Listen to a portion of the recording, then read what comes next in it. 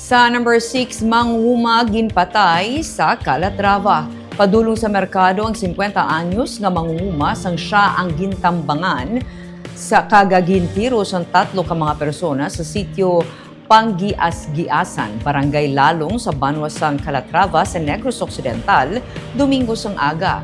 Ginsiling ni Police Captain Jesus Alba, ang hepe ng Calatrava PNP, may person of interest na sila sa pagpatay kay alias Jundi. May ginalantaw man ang PNP nga motibo sa krimen apang hindi pa nila mapalayag tungod padayon pa ang investigasyon.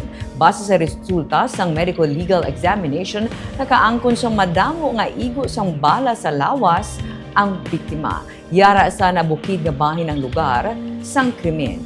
Hindi masulod sa salakyan, kag layuanay ang mga pamalay. Sa karon at large sa gihapon ang mga suspect.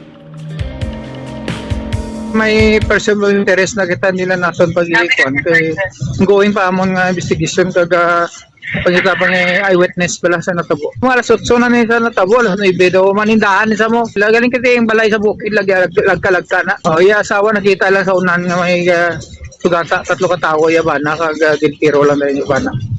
Mo kita diyan. So yung nabukid nga ba? Sino? Yes, nabukid na, hindi na masulod sa lakyan, galakat na sila. Plano natin nga victim ko.